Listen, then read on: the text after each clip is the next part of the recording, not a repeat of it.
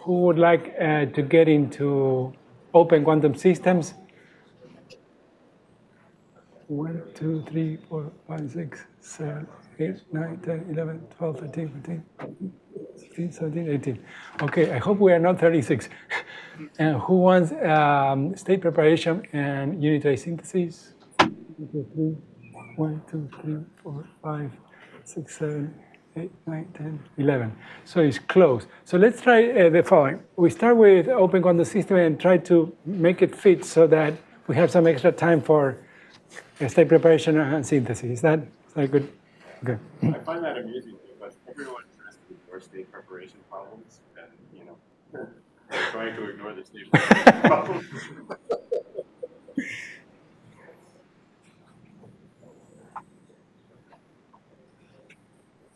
Okay, so starting with open quantum systems, and dilation is the main theme. So, why we want to describe open quantum systems is because any system is always coupled to an environment where you have relaxation, decoherence, dephasing, energy exchange. Particularly in chemistry, you wouldn't have chemical processes unless you had dissipation. Because that's the way of stabilizing products. So dissipation is essential for for everything. And we need density matrices because these dissipative processes are described by quantum master equations that evolve the density matrix. The density matrix, as we will see, is equivalent to an ensemble of pure states. And the goal is to simulate these dynamics, which happens to be non-unitary, by using unitary hardware, so by unitary transformations of a quantum circuit. All of the examples and everything are in the notebook 4 of the series in the same. And this work is all based on this paper where, with these authors that hopefully part 4, including dilation for open quantum systems, I'm going to be making available. So as I already mentioned, the way to transform this dissipative process into a pure evolution is by expanding the Hilbert space. So you can think of the system coupled to the environment. You only care about the system. You're not going to be measuring the environment or anything. But the dissipative process of the system can be described if you also include the environment and you describe it as a pure state of the system plus environment.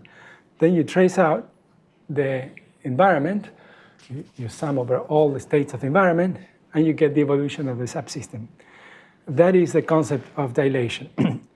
And so what we will be introducing in parts 4, 5, and 6 is how to do the method that we have available for doing that. Now, as one of the most popular quantum master equations is the Lindblad equation that basically enables us to describe the dynamics of a Markovian system. That means a system where the evolution depends only on the current state of the system, but there are no memory effects from previous steps. And that is true whenever the system is weakly coupled to the environment. And there are many, many problems where that is in fact the case, and where the Lindblad equation of motion is useful. Unfortunately, chemistry usually is not useful. So we need to do generalized quantum master equations. So what we're going to be seeing is how to encode the dynamics of a Lindblad equation of motion by vectorization of the density matrix and using that purification approach that we described before in the classical simulations. And another approach that we're going to be describing is the Krauss operator representation, that enables us to simulate the dynamics as the dynamics of an ensemble of pure states. And then by averaging all of those pure states, we will get the description of observables as a thermal average. So that's the plan for this part. And the core idea is that dilation embeds the non-unitary into a bigger representation that is unitary. And we'll have these demonstrations for a qubit coupled to an environment that we've already seen in the classical simulation, a spin chain that we just saw how to implement it for a pure quantum dynamics approach, and the double well proton transfer that we also saw for the closed system when it's not coupled to the environment. And the nice thing is that this approach allows us to describe the system at finite temperature. And so what is an open quantum system? Is exactly that, a system that has entanglement with an environment. So that is usually the case. Even a qubit in a quantum computer is coupled to a transmission line because you need to prepare it and observe it. And so there's always an entanglement with the environment. But we only care about the description of the reduced system, which is, and that we don't care about describing the transmission line or the surrounding environment. Right? The evolution for the system plus the bath is always given by the Liouville equation. And the Liouville equation can be written in this form as a superoperator applied to the initial density matrix. Or if the initial density matrix is vectorized, then this superoperator becomes matricized. And as we saw before, we can evolve the density matrix by matrix vector multiplication. So one of the approaches is that one, the vectorization of the density matrix. The problem with this, even with this approach, is that this propagator is non-unitary. So norm is not conserved, right, for that evolution in the case of a dissipative process. So the question is how to represent these propagators that are non-unitary with unitary representation. So here's, for those of you who have never seen the Limblad equation, this is how it looks. It's the most general, completely positive, trace-preserving Markovian equation of motion. And is valid only when the coupling between the system and the bath is sufficiently small. Includes this part that is the Liouville equation, plus this other part that has to do with dissipation. These operators, these are called jump operators that tell you how much, how often, and in what type of dissipation occurs due to coupling of the system with the environment. And the nice thing is that it can be shown that the populations of these the diagonal matrix elements of that density matrix remain positive with this transformation, and that the trace is preserved. Now, this, as I mentioned, involved this equation assumes weak coupling, Markovian approximation, and this is in fact where chemistry meets quantum information science, because we need methods for describing the dissipative systems. So this is a good starting point, because it's widely used in spectroscopy, transport, even description of quantum devices, and is numerically efficient, as you will see. But the warning is that breaks down when the system and the bath coupling is sufficiently strong. And that means the correlation time of the bath is comparable to the correlation time of the system. That is the problem. And for instance, for photoinduced reaction dynamics, when you have photochemical reactions, that's the problem, because they're so fast, and then the correlation time of the system becomes comparable to the correlation time of the bath, and that's where you cannot use Limblad. And we have published demonstrations of that's the case. Another case is when you have structured bath, so you need smooth spectral density for the bath. And another way where this breaks is when you have memory effects, when the bath influences the system according to its trajectory, not just to its current state. So anyways, that... Can I ask a question? Sure. So if you have a system like this where one of the things break down, and you do a Lindblad simulation, do you see something going wrong? Or like, do you get unphysical results somehow? Or? Yeah, you can compare the observables that's what is with the exact evolution, and based on the Liouville equation for the system plus bath, and see whether the observable computed with, let's say, tensor train thermofield dynamics for the complete system agrees with the observable described by the evolution with the Lindblad dynamics. And you will see deviations. Yes. And these systems that we have here, that we include in the notebooks, are sufficient to show in what range Lindblad starts deviating from the exact dynamic. So in your program, can you dictate what kind of bath it is, or are you just assuming it's an infinite bath of harmonic oscillators? Yeah, so the bath is a choice that you can specify. The examples I have is ohmic bath, but you can, we also have Debye, and we have also structures. So basically from the spectral density of a protein, for instance, we can discretize that and use the discretized bath as a way of simulating this. So intuitively, can you explain why the structure of the bath matters? Yeah. I understand the stress matters. Yeah, so the structure of the bath matters because the spectral density, so the way the system couples to the bath is at the frequencies corresponding to the spectrum of the subsystem. And so you want the spectral density to be smooth at the energy where you can have transitions for the subsystem.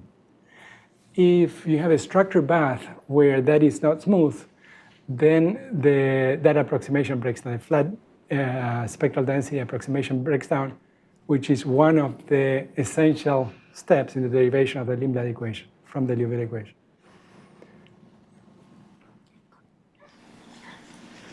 Yeah.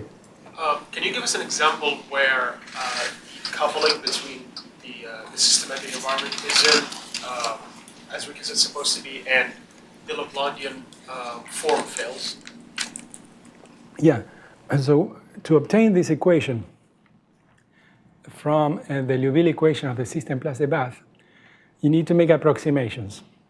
One of the approximations is that the correlation time of the bath is much shorter than the correlation time of the system, so that the system is slow relative to how quickly the correlation function of the bath decays. Another one is that this constant is sufficiently small, so that there is weak coupling between the system and the bath. Otherwise, you have additional terms that are not included here. So are we good?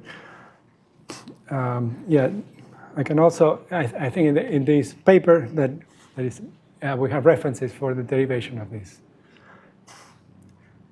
So one way of encoding open systems on qubits, as I mentioned, is by vectorizing the density matrix.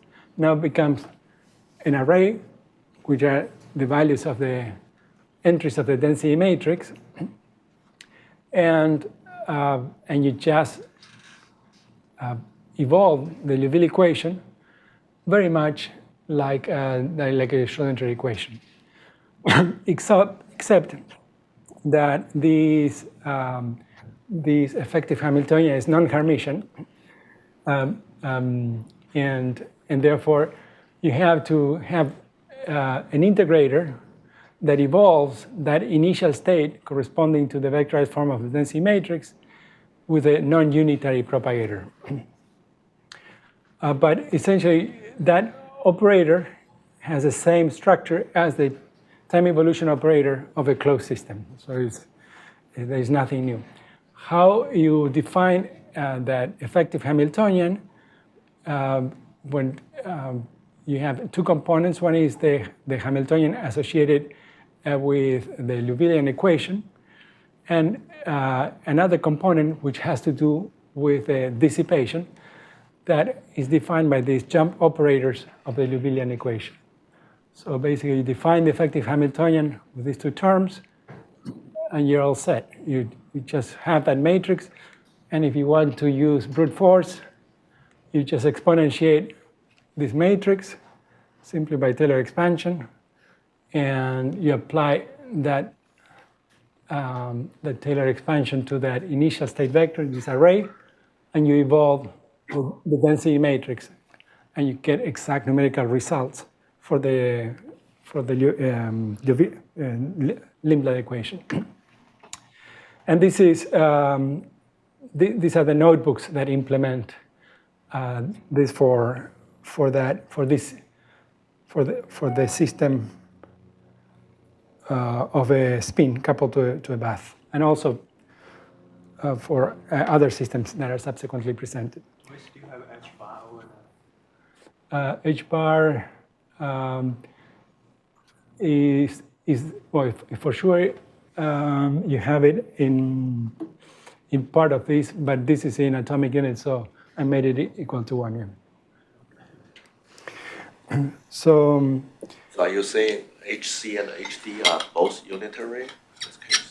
no, these are so this is Hermitian, but this one when you sum something that is Hermitian with this I becomes non-Hermitian, and therefore when you exponentiate this sum, which is what you need, you get a non-unitary.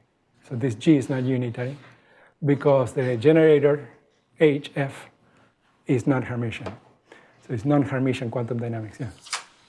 If you evolve under some form of non-unitary evolution, wouldn't be a problem in simulation because the norm will keep on shrinking? Yes, that's why we have to deal with it. Yeah, absolutely. You nailed the main point. How to implement a non-unitary with a circuit that can only implement unitaries, right? So we're all good. How do we ensure that the G of t has also n square qubits? N square? So the state which we generate from the density matrix has n square qubits, right? Yes, exactly. So we need to ensure that like the H effective which we get also generates unitary.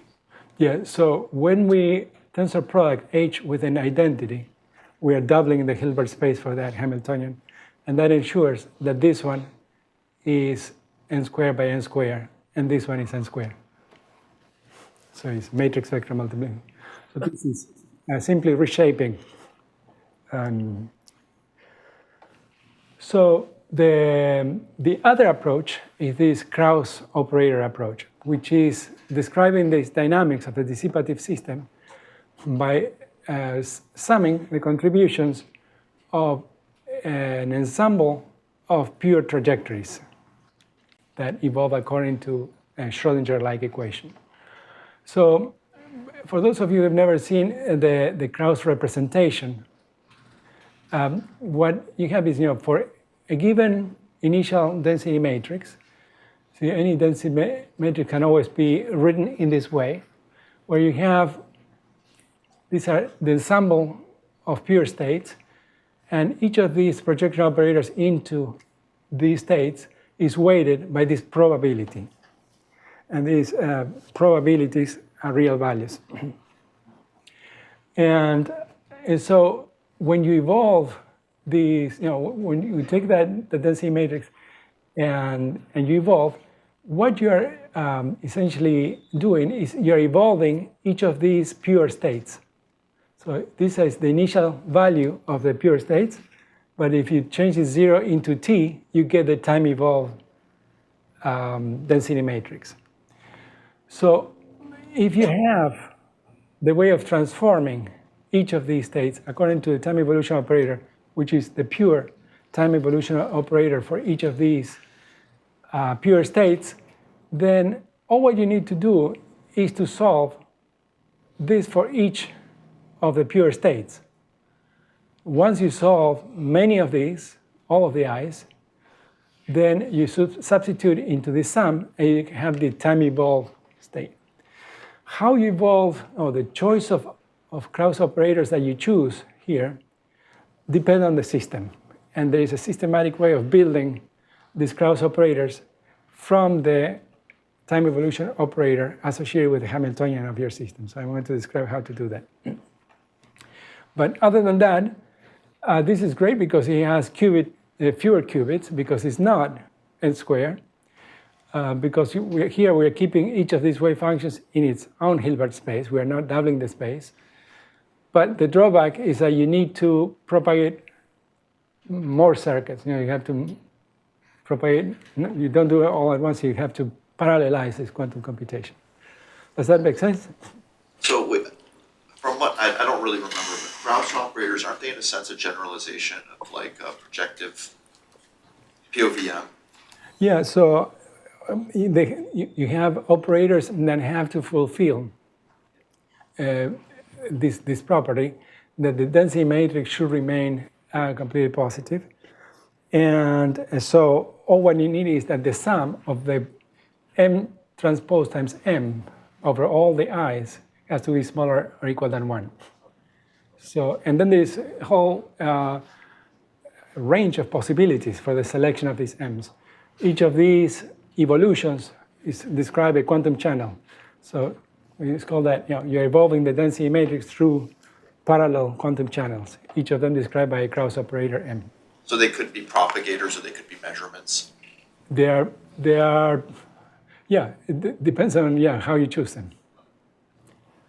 Basically, they are matrices that evolve these vectors and that fulfill this condition that the sum of m transpose m over all the i's is smaller or equal than 1. Oh, sorry. Kind of a follow-up question to that. So the number of Krauss operators is actually unbounded, right? Yes. So you could have like Infinite.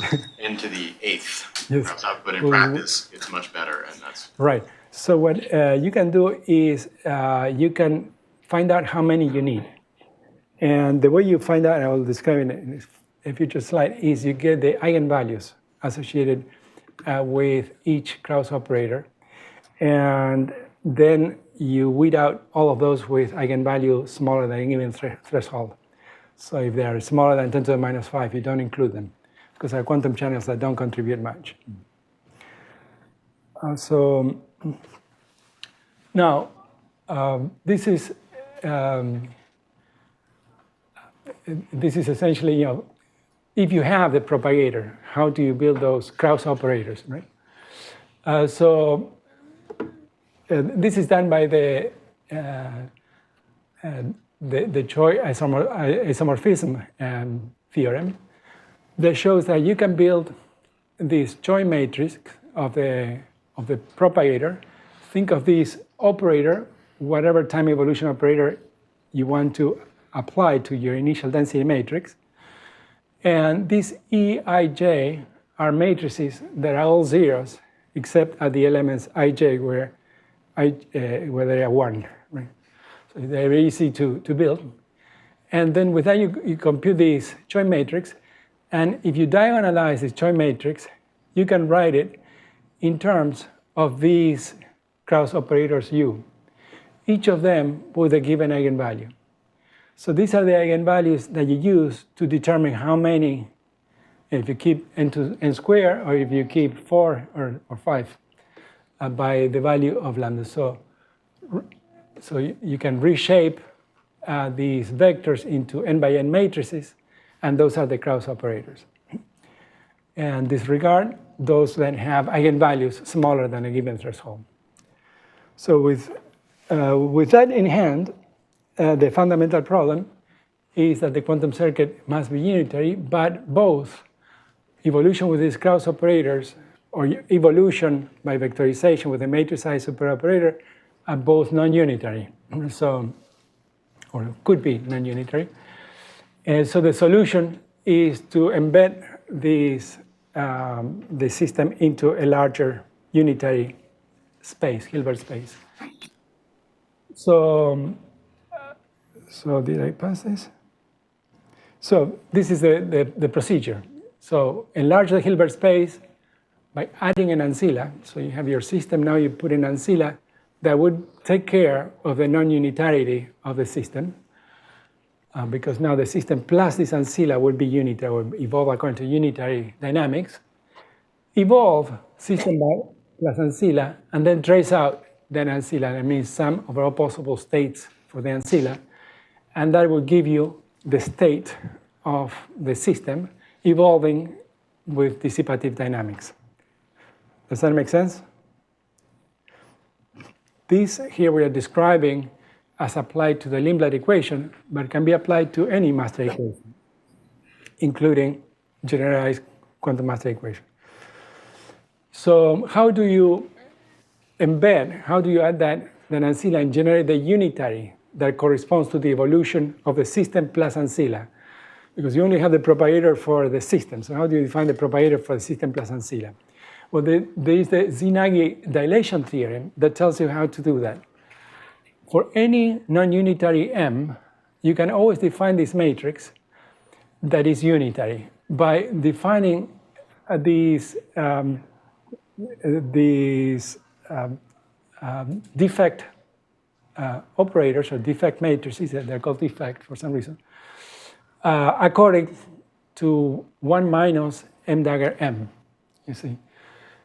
And so you know the propagator that is non-unitary, you know how to compute this, and then you replace that into these elements, and now you generate a unitary for the system plus, this is the system, this is the ancilla. If you put the system in the ancilla in the ground state, you see here I'm doubling the space because this is a representation of the density matrix of the system in a vectorized form.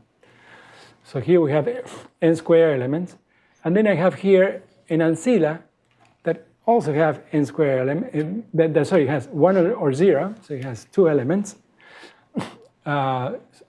So you have the expanded representation of the density matrix now to represent the system with the ancilla. Is that clear? So if now I evolve that expanded state, where I put the ancilla in the ground state, with this unitary, I obtain in the first element what I want, which is the time evolved density matrix according to this contraction.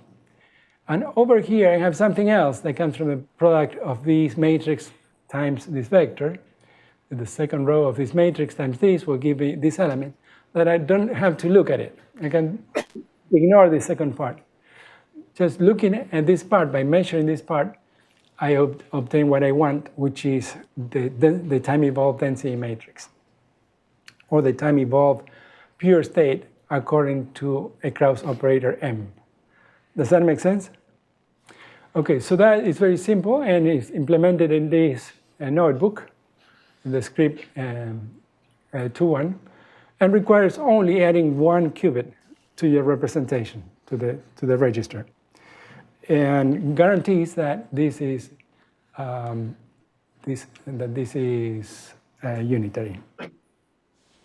Yes. Wait, just for the specific case we're thinking through, you only need 1 ancilla qubit, or for any? For any, yeah. Really? Yeah. Okay. Well, that's... So, because for any qubit, you just double the space. For any system M, could be gigantic n squared by n squared, but you only need 1 qubit to define the matrices like this. Okay, so there are methods that do this with a little bit more sophistication than what I described, because as you will see in the notebook, you need to make sure that you don't compute the square root of a negative value. So you need to ensure that this is always positive. So there's a regularization step there.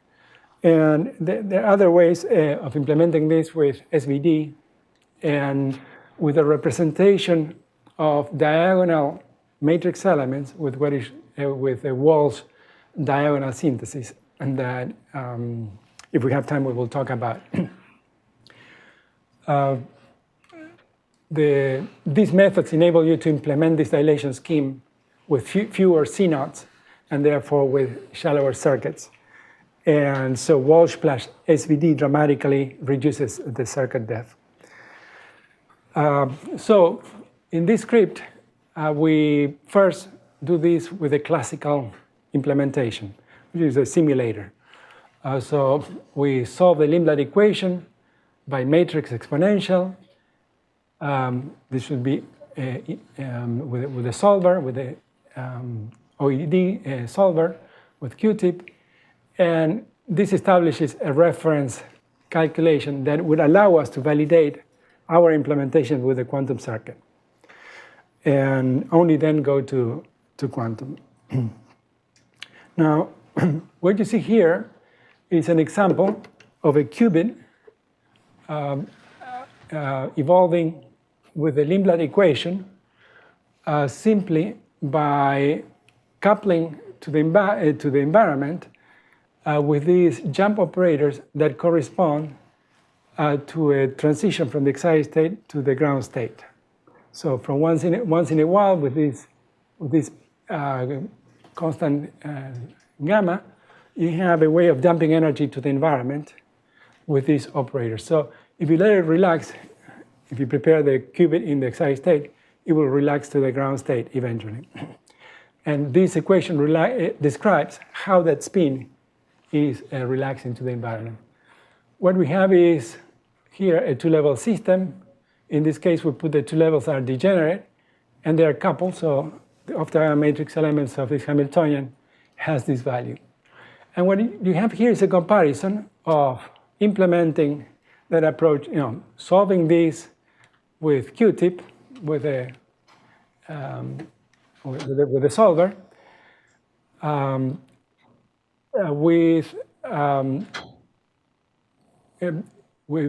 this Liouville, and then the same simulation where I cross out these terms. That means where there is no dissipation. So that corresponds to the baseline that doesn't decay, the red line. So you see that what is the effect of the second term on the dynamics.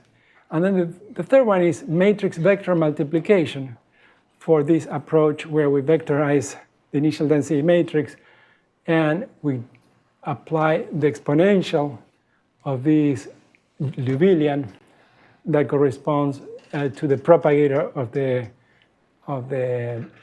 Lindblad equation. Does that make sense?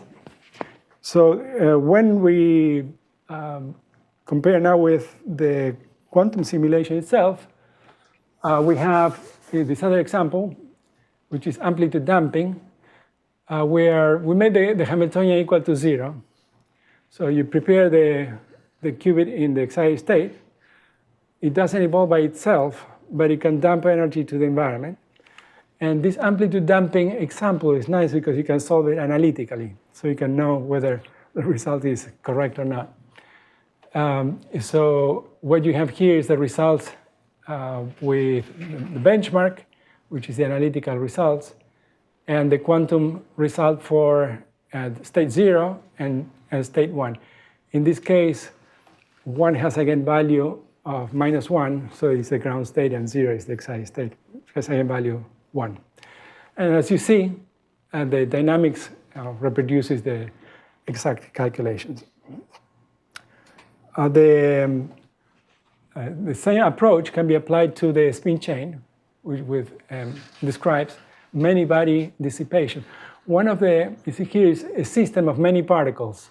It's true that it's in a chain, right? So they're nearest neighbors coupling. But you can always write a similar representation for systems that are not just coupled linearly with nearest neighbors. So this is an example that with the same form of the Hamiltonian, but with couplings that do not include just nearest neighbors, you can describe systems with other geometries that are not just linear chains, right? But you formulate them with a Hamiltonian that looks linear, and you include couplings that involve more than nearest neighbors. So for that Hamiltonian, this is the Lindblad equation again. In this case, you have a pool of jump operators that in this case, the ones that we included are amplitude damping, because you're damping from the excited state to the ground state, and dephasing, that are the two types of noise types that you usually have in the hardware. That once in a while, you have a Z that transforms the phase, and from time to time you get an X that gets a bit flip and then transforms the 1 into a 0. So yeah. The previous slide, Q is still going to protorize and implement that Hamiltonian, right? So are we getting a continuous evolution using Q flux, but in the benchmark we just have we don't have a continuous. Yeah, once you see here, you have two approaches that we are implementing here. One is this approach where you vectorize. Once you have this operator, then this is the G that you use to dilate. And then you add an ancilla. And with that extra ancilla, you have a unitary evolution operator that you apply to the initial state vector. Another approach is this Krauss, where you represent the density matrix like this, and what you apply to the initial, each of these initial pure states is the Krauss operator generated from that same time evolution operator through this procedure. You see, so you select the Krauss operators by diagonalizing the Choi matrix and weeding out the eigenvalues that are too small. So with that approach, we have, these are the parameters that we use for including noise in the form of amplitude damping and dephasing. And the observable here is the survival amplitude of the density matrix. So as the spin chain evolves, the initial density matrix evolves in time, and you can measure how similar it is, the time evolved density matrix, to the initial one. And you Are can you picking out one of the qubits to be special? I'm sorry, one of the spins on the chain?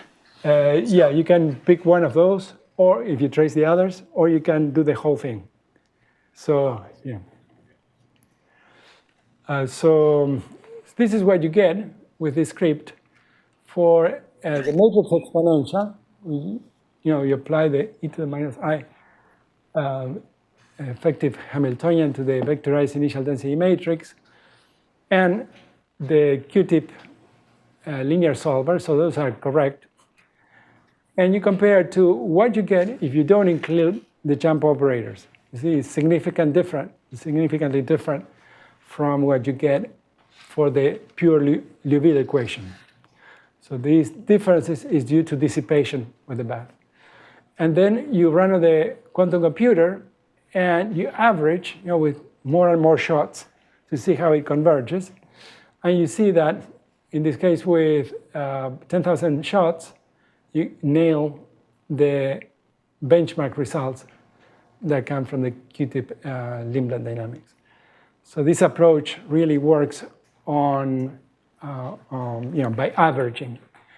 In this case, these simulations were run, I understand, with, by double checking the script, were run with a simulator. So it's been run by averages.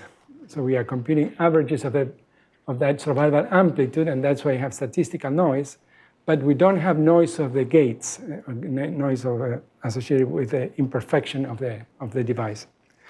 And another example is the same double well proton transfer problem. So again, this is the representation of the potential energy surface, and these are the eigenstates that you have in that double well. And what we have here is where we included dissipation by amplitude damping. So as the proton transfers, it dumps energy to the surrounding DNA. And what you see here is how the population of the reactant into product evolves simply by computing the expectation value of the probability density that is to the right of a dividing surface at the transition state. So this operator is what we are computing the expectation value for, and quantifies how much of the population remains in the initial well.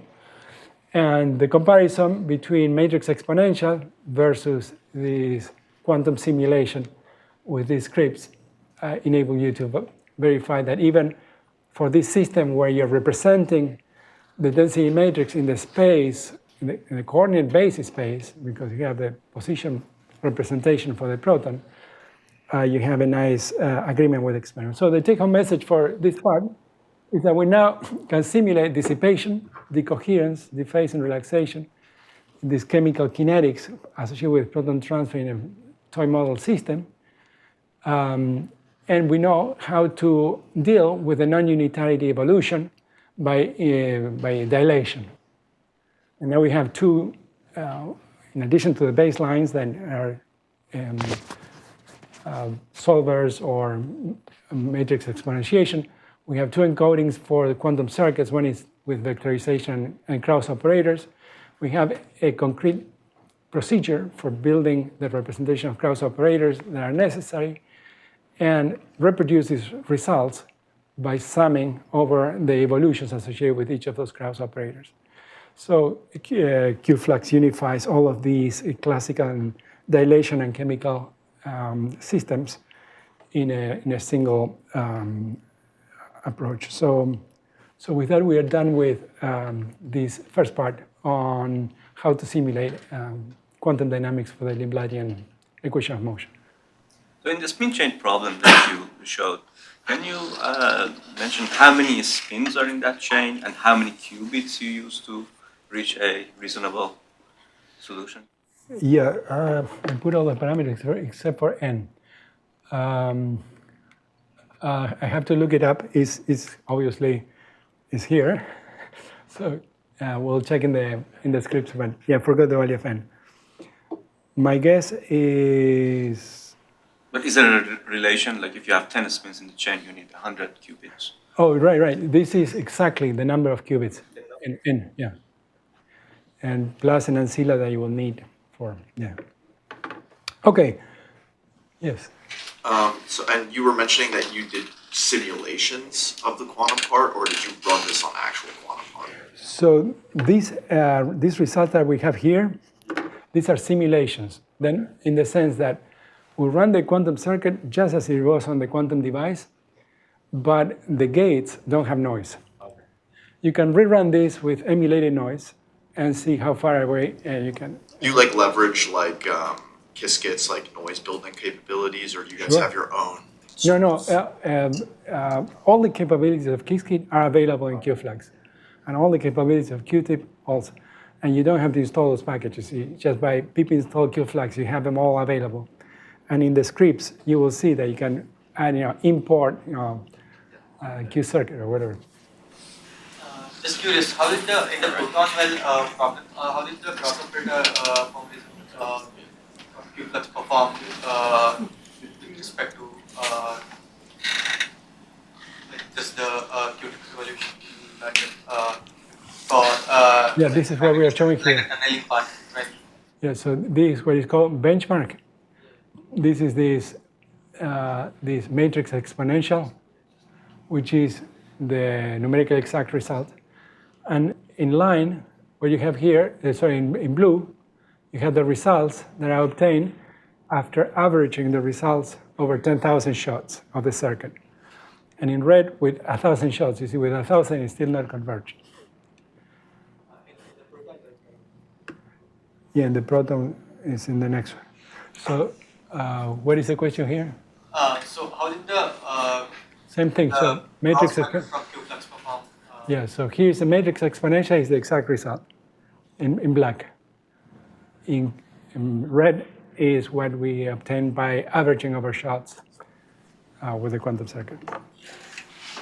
Might be a very naive question, but like, so if you can already construct the Krauss operator from like a quantum map, then like, why are you trying to like simulate the system again? Because you already know the final state in a way, like, because you already can evolve the system from initial condition to final condition. So what you do is first you write your initial density matrix in a representation, which is you pick the basis, the psi I functions, and the coefficients associated with those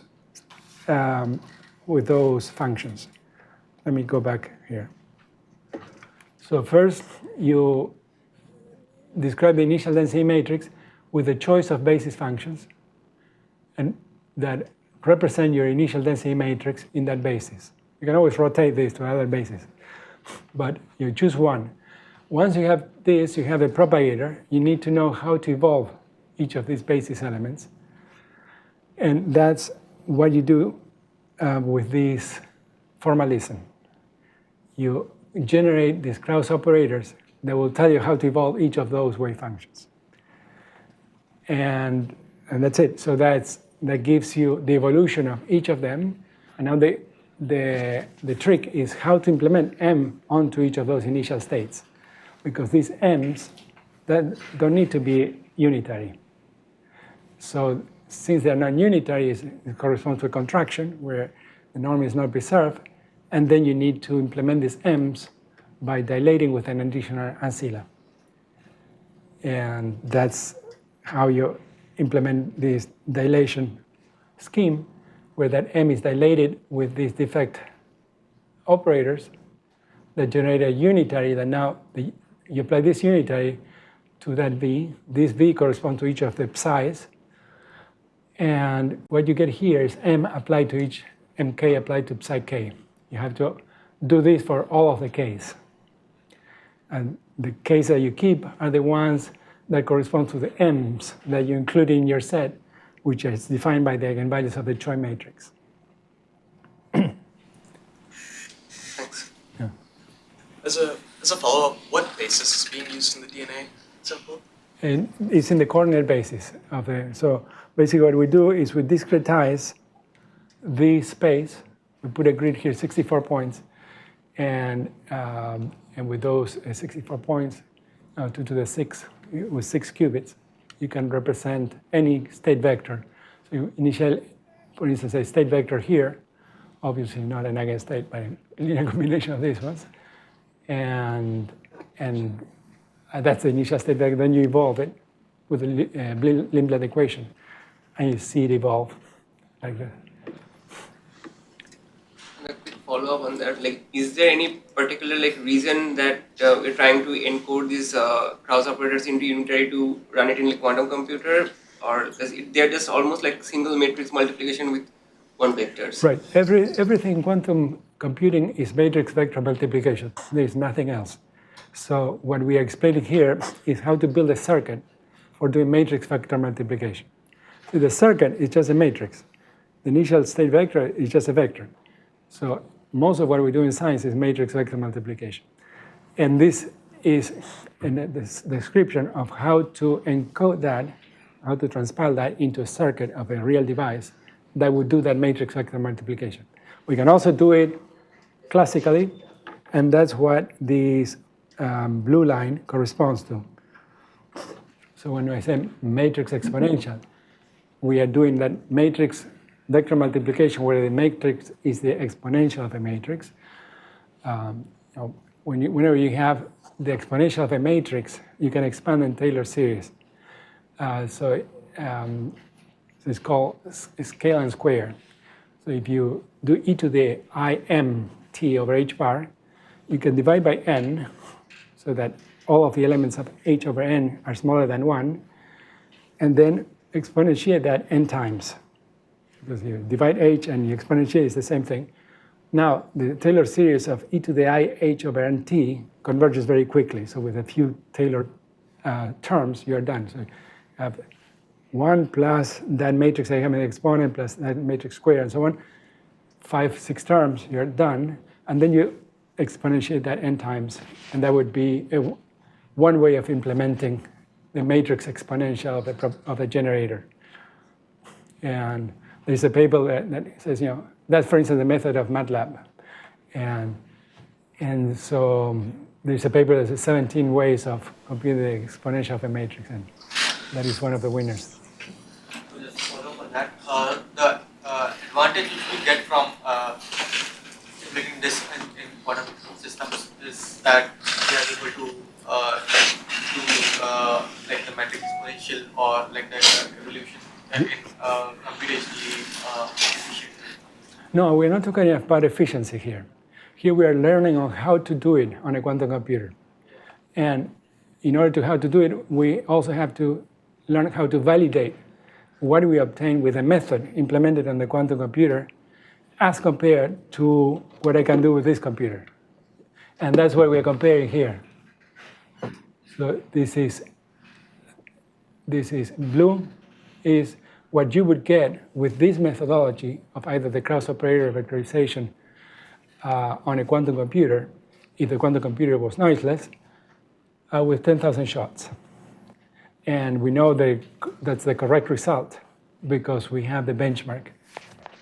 But again, that is the scope of this workshop. We're not attempting at quantum advantage. We're not trying to demonstrate that we have to dump classical simulations at the moment, at least. But we are establishing methods that would enable simulation that you cannot run on classical computers, and those are these methods when the computers are noiseless, or when there's a way of correcting for errors. Okay, so what would you like to see next? We have variational methods, we have generalized quantum mass equation, and we have synthesis. 1, 2, or 3? 4. So there is synthesis of initial state preparation and unitary synthesis, how to build a circuit for unitary. The other one is how to implement these methods variationally rather than with vectorization and with Krauss. And third is how to do generalized quantum mathematics beyond Limblad. Limblad? The generalized? Okay. You will see that a lot of what we cover now will enable us to describe that easily.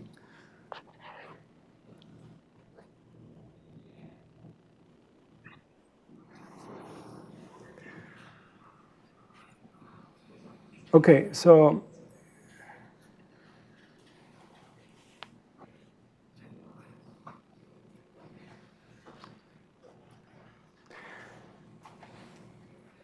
how about non-Markovian quantum dynamics is the question, right? So for describing systems that do not fulfill that non-Markovian restraint, and that might be strongly coupled to the environment, or it might be coupled to an environment that influences the system according to its trajectory. So the path evolves with two different paths to the same current state, but the influence on the system at that particular time is different because this path came from different trajectories. All that can be described exactly with what is called a generalized quantum master equation, based on the Nakashima-Zwanzig formalism that I'm going to introduce.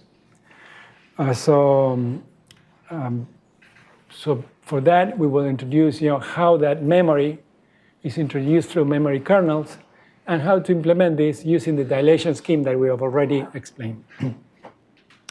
And again, this is in this paper where these are all the authors that contributed to this paper, including Ethan Geba, who has been working in this field for many years at University of Michigan. So why Markovian dynamics fails, as you already know, because you might have strong coupling with the environment, because real environments don't decay, and the correlation of real environments don't decay instantaneously, but have finite correlation times, and those can be comparable to the correlation times of the subsystem. and because they might have memory. And the type of examples that, where this happens is when you have solvent that is undergoing relaxation. If you have a complicated molecular environment surrounding the subsystem, when you have vibronic coupling, where the dynamics of the bath and the system are comparable, and when you have long-lived coherences. All these are cases where you want to describe a system with exact master equations. And why master equations? Is because we usually care about the description of the system, and we don't care about the bath. So we always want to reduce the dimensionality to have an equation that describes just the system, but accounting for this influence of the bath with memory and with everything. Does that make sense? Okay, so what is a non-Markovian dynamics? The future depends on the entire past, not just on the current state of the system and the bath. And the dynamics is no longer described by a differential equation. It now becomes an integral differential equation with a memory kernel that would account for that memory. And the environment feeds information back to the system. That is not just dumping, so the system is not just dumping energy into the bath, but the bath can also dump energy into the system and go back and forth and have all of that. So the information is more complicated than just dumping. And so if we start with the Liouville equation, let's say for a system plus bath, so you have a spin coupled to a harmonic bath, just for an example, but any system coupled to a bath. The dynamics of that is always described by the Liouville equation. And you can write it in this formal way as the Liouvillean as applied to the density matrix, but this corresponds exactly to the commutator of H and rho. Right? So this is the exact dynamics of the system plus bath. And these are the type of examples that we are going to be describing. So for you to have something in mind. So we have, for instance, a molecule that can be in the ground or excited state, let's say a benzene molecule, can be in the ground or excited state, and it's vibrating. So you have these R are the coordinates of those normal modes of the vibration of the molecule. And in addition to it, you have J and K represent which electronic state, whether it's ground or excited state. And this, when you entangle the bath coordinates, the vibration coordinates, with the electronic coordinates, you have Hamiltonians of this form that are very common. For each of the vibrational modes, let's say we describe them with a standard kinetic plus potential energy. So now here's the Nakashima-Zwanzig approach. It's also very old, I think it's from the 80s. I include the reference in the paper, by the way. Is you define a projection operator, and the projection operator is anything you want. In this case, I'm going to project an operator that removes the dependency on nuclear coordinates. That means I'm going to sum over all the possible states for these variables R and P. And so if you apply that projection operator onto any observable, to any operator A, you transform that operator by tracing out the nuclear degrees of freedom. See? So this is the definition of that projection operator. And this is a particular choice of a projection operator, but you might want to project out other things. Maybe you project not only all the nuclear degrees of freedom, but you also project out some of the electronic degrees of freedom as well. You leave, a subset of electronic degrees of freedom. So because this projection operator has arbitrary definition. And then Q is the complement of the projection, what you have not projected. So now you apply that projection operator to the Liouville equation. And this is what you get, the generalized quantum master equation, which is, in this case, since we are projecting our nuclear degrees of freedom, is an equation of motion that depends only on the electronic coordinates J and K, which is whether the system is in the ground or excited state. So if we only care about describing the dynamics, the electronic dynamics, how quickly the system relaxes, let's say, from the excited state to the ground state, and we don't care about the detailed description of the nuclear dynamics, this equation of motion is enough, because this gives us the reduced density matrix for the electronic degrees of freedom. We have already traced out nuclear degrees of freedom. Does that make sense? And it's exact, it's equivalent to the Liouville equation after tracing out the nuclear degrees of freedom. We didn't make any approximation. Wait, pi and sigma are the same thing here? Phi and sigma? As in the density matrix, that's an equation for the density matrix. This, okay, so this rho is the complete density matrix that involves the reduced density matrix of the electronic degrees of freedom and the contribution to the density matrix of the nuclear degrees of freedom. So now, what we have here is that this evolution of the reduced density matrix involves two terms. One is the evolution of the reduced density matrix of that electronic degrees of freedom in the mean field of the bath. And that mean field comes here as an average of this Liouvillean over all possible states of the bath, which is something we will need to compute.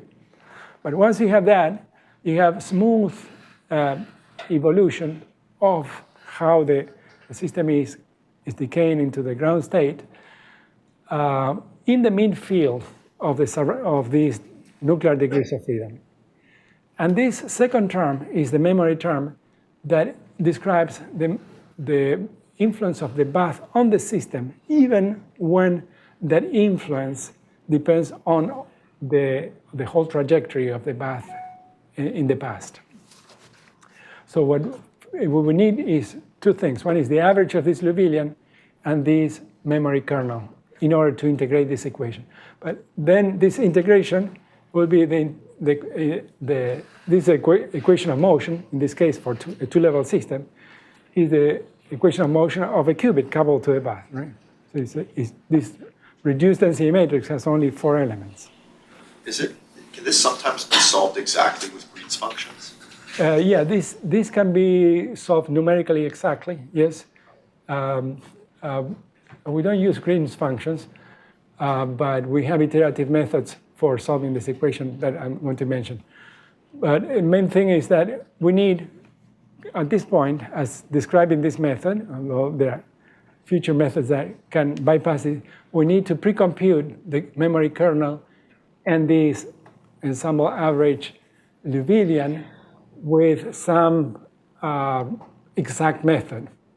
You can also approximate them with, let's say, semi-classical methods we were just talking about. Those could also, in fact, have also been tested for solving this equation, and often they give reasonable results.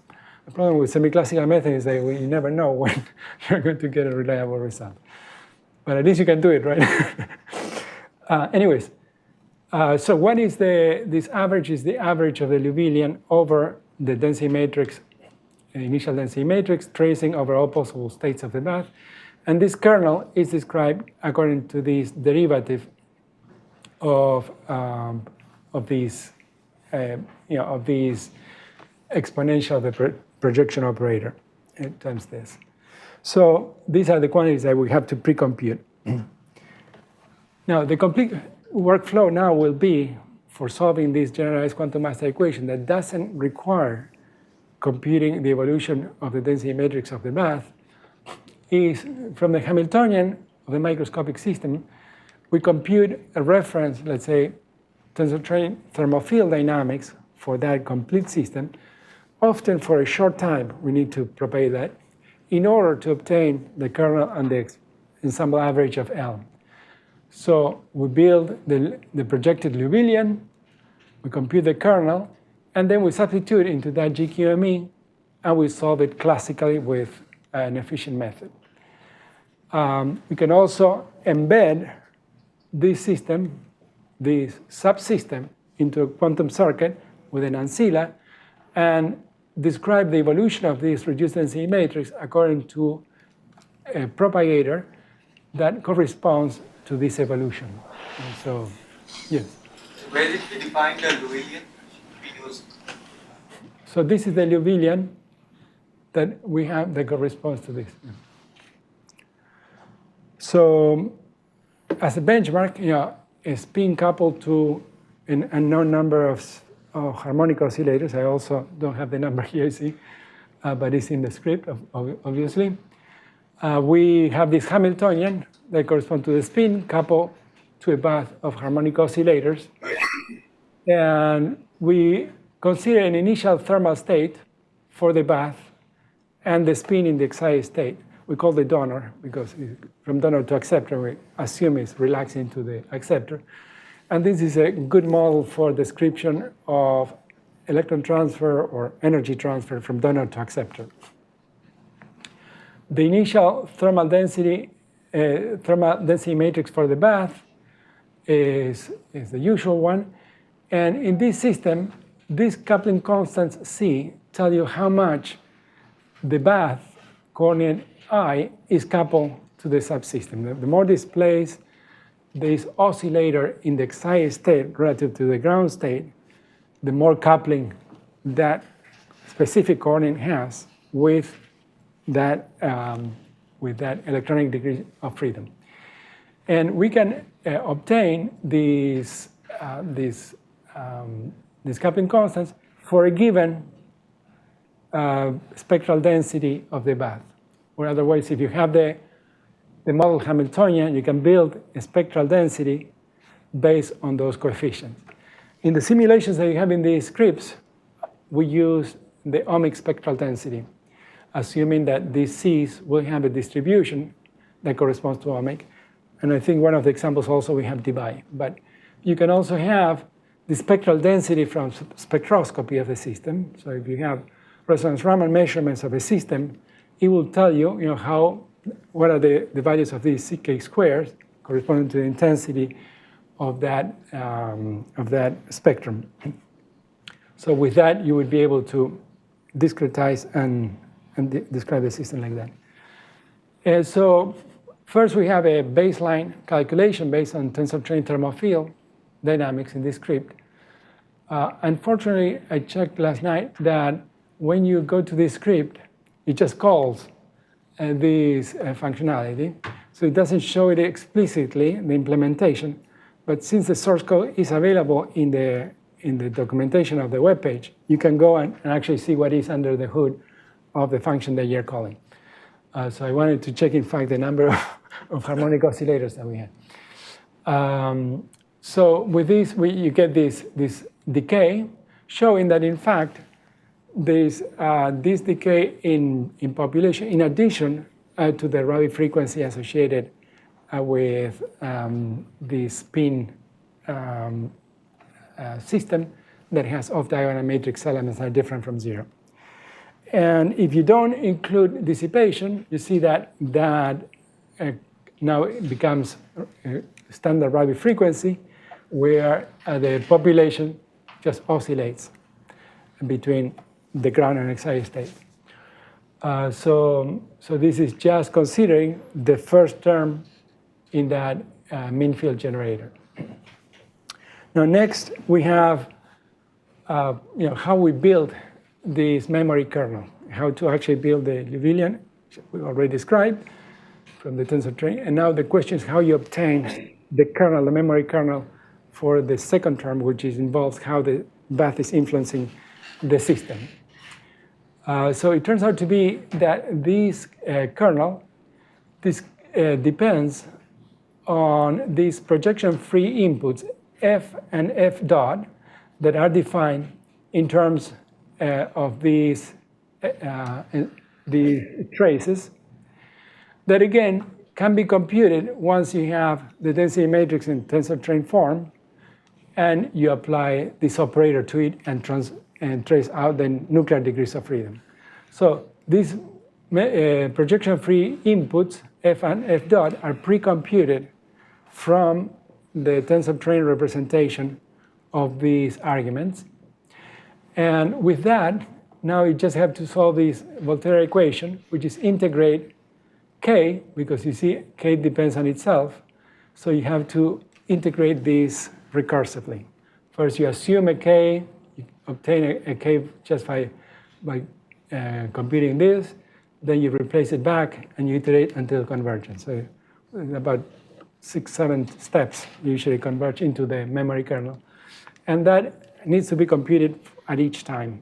And that will tell you how the bath influences the system, where it's monotonically decreasing, where there are oscillations, where it decreases very quickly, and then you would be able to use Lindblad, or whether it takes longer to decay, and perhaps the memory kernel decays in a time scale comparable to the relaxation of the system. So this is what we get for this specific example. This is how the memory kernel looks. And it tells you that it has these oscillations. That means that it has energy going back and forth for that set of parameters that we use. And it's not monotonically decreasing. And it's not something that looks instantaneous decay as you would expect for Lindblad dynamics. Yes. I thought like memory kernels are somehow related with like time correlation functions. So how does that Volterra equation that you saw, is there any link between that, or is there any intuitive way to see how like time correlation of bath kind of pops up or comes in this Volterra equation in a way? Yeah, How do I interpret it? There is a relation between this memory kernel and the time and the correlation function of the bath. But we are not computing the correlation function of the bath explicitly. Here we are obtaining this memory kernel by solving this equation that happens to depend on these projection-free inputs f dot and f that come into this specific equation. So there is a relation between this and the correlation function of the bath. But to make that comparison, we would need to compute explicitly the correlation function of the bath. Was that with TFT, we could compute the correlation function of the bath because we have the whole system and bath, can trace out the system and compute the correlation of the bath, the correlation function of the bath. That would be a nice comparison to have in this kind of figures. And so this is what we get with GQME implemented classically. So here we didn't implement this in a quantum circuit. We just computed the kernel, the memory kernel, computed the ensemble average Liouville, substituted into the Volterra equation, obtained the kernel. With the kernel, we put in the GQME. We solve for the relaxation. And we see that that agrees exactly with the benchmark result obtained with tensor train thermofield in dynamics. So we know that this Nakashima-Swansig formalism is exact, that there is no approximation. Are we good so far? So now we'll see how we implement this on a quantum circuit. Okay. Sorry, just double check. So when you say this is Itzel, you mean if you do the unitary evolution for system at best and then trace out the best, and this along with which is result. Exactly. Okay. Okay, maybe one follow-up question is like, so I know people are interested in this non-coherent dynamics, but why not just do system-based unitary evolution? Yeah, so that is this thing. That is system bath unitary evolution. Is costly. So that's why we use the tensor train approximation, which assumes low rank. And for this type of example, it works, but there will be examples where tensor networks don't work because you cannot truncate the singular values of the matrices that you need for the matrix product state representation of your density matrix. So. How much do we depend on the initial choice for the kernel? Like if you have an exponential decaying function for the kernel, does it converge to something like this? This always, regardless of this, you will get exact agreement. Doesn't depend on Kerr or the initial condition, because it's an exact formalism. The only thing we did was to apply a projection operator and get the equation of motion without throwing out anything of the projected dynamical variables. So And again, there's a lot of freedom. In one of the papers that we published, we showed that it was very hard to propagate all of the density matrix elements. So we also projected all the off-diagonal matrix, and we just get the equation of motion for the reduced density matrix elements that are diagonal only. In that case, this equation has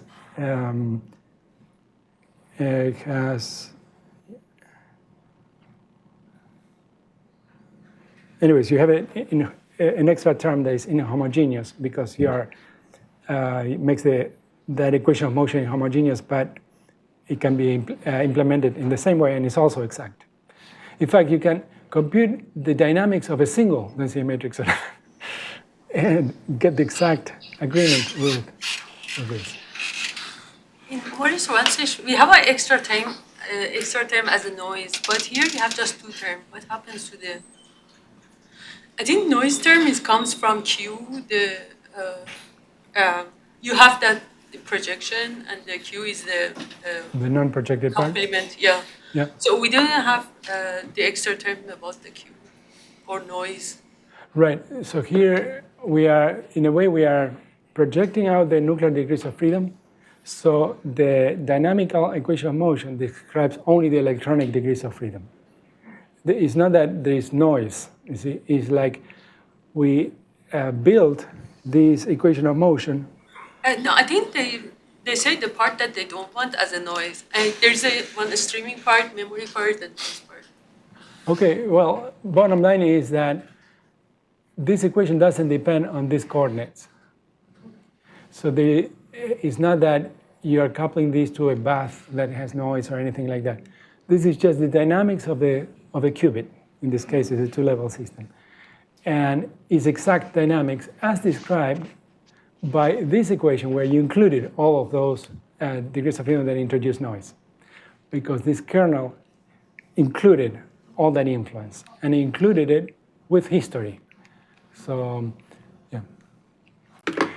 Okay, so now you can already anticipate how we're going to implement it on a quantum circuit. We are going to dilate, right? So in order to implement this on a quantum circuit, we need a propagator, G. And it happens to be that the propagator that evolves the density matrix also fulfills the generalized quantum master equation. So these can be pre-computed with tensor training thermal field dynamics. So you obtain the expression of the propagator at each time. And then you implement that propagator through a unitary by using an ancilla qubit.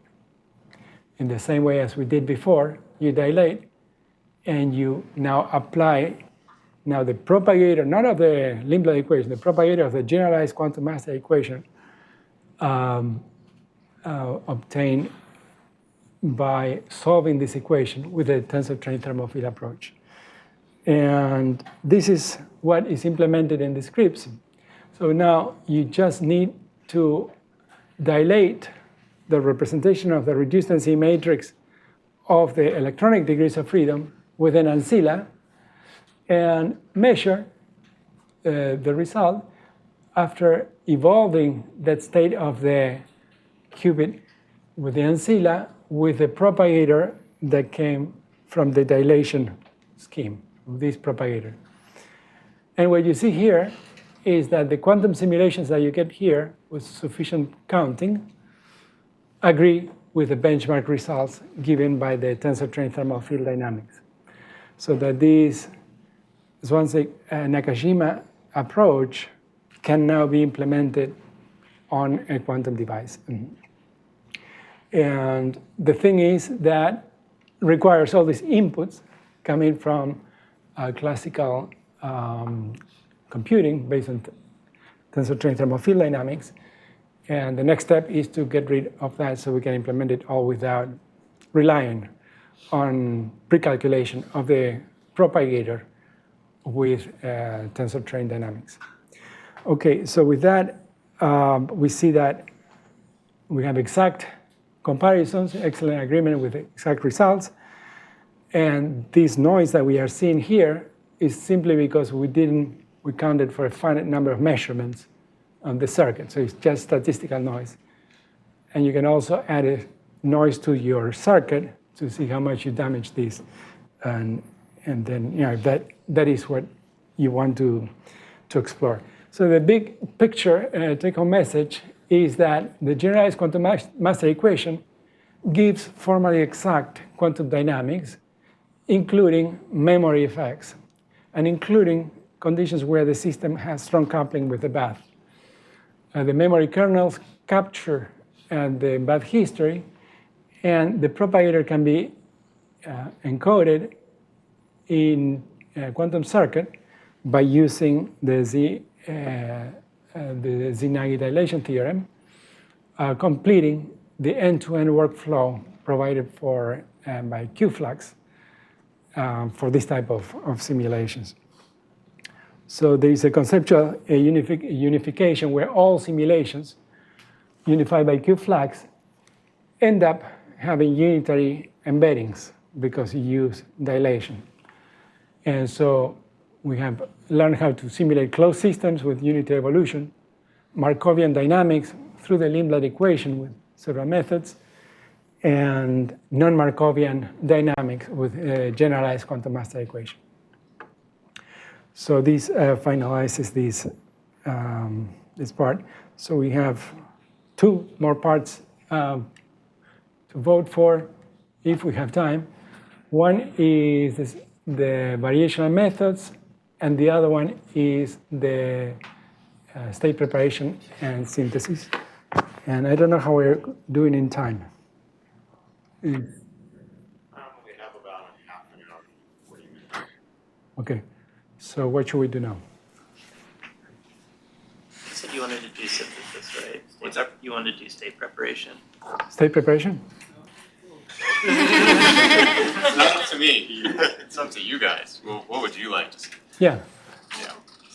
So we have variational methods,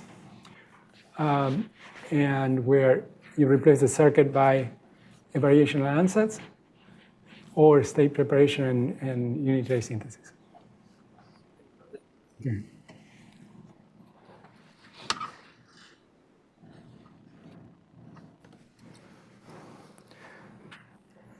We'll try to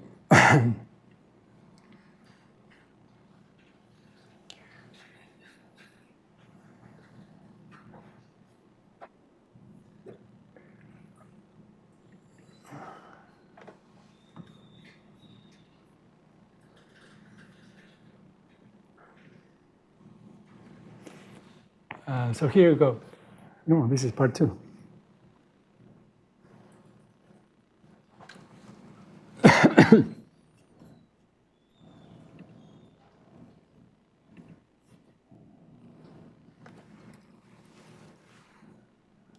Now we're good.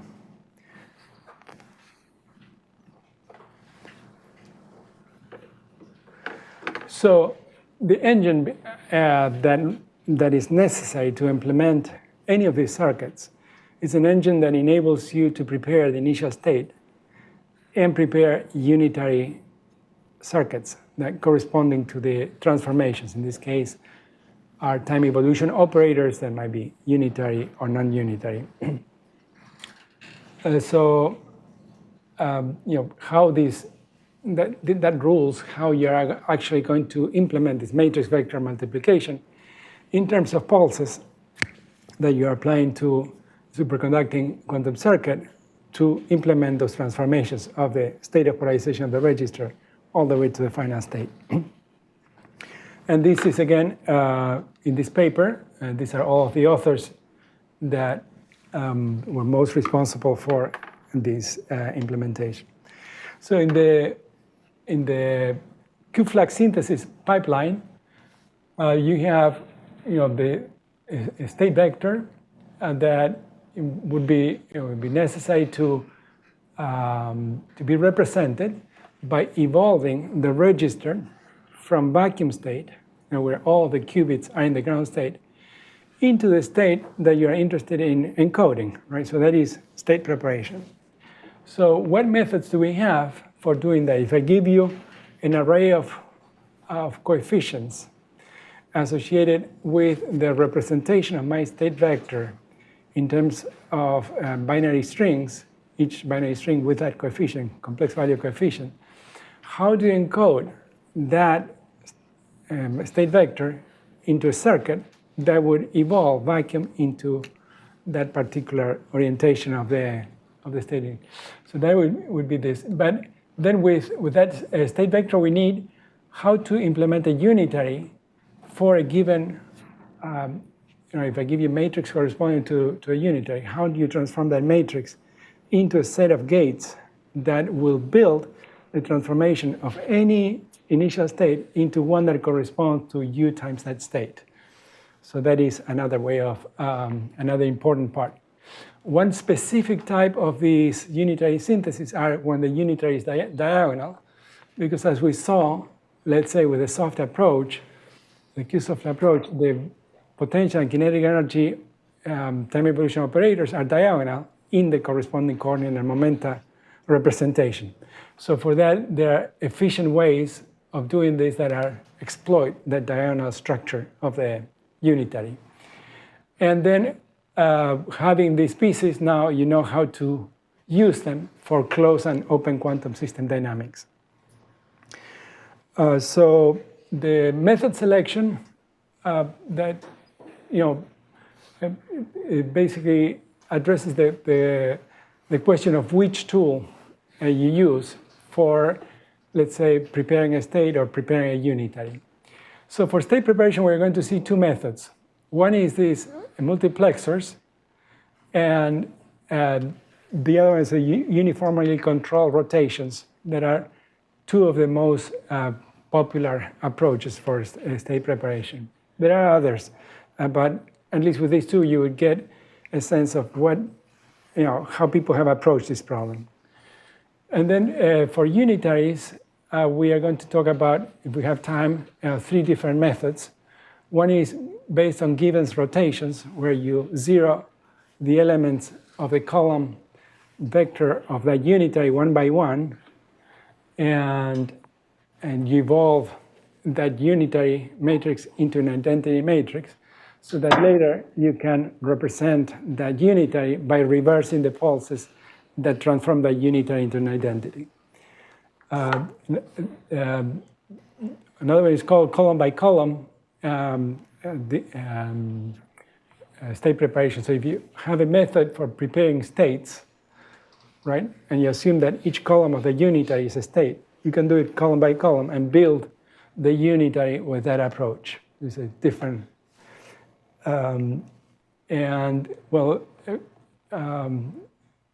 Control cosine sine decomposition and quantum Shannon decomposition are two of the other methods that allow us to take that unitary and generate a representation that is a block structure, and do that recursively until you have small blocks that you implement in reverse order and by building the whole unitary. And then for the diagonal representation, we are going to see what is called the Walsh decomposition that can implement any diagonal matrix with control Z rotations of an ancilla. So this is basically the various different methods then. Any questions so far? We are good?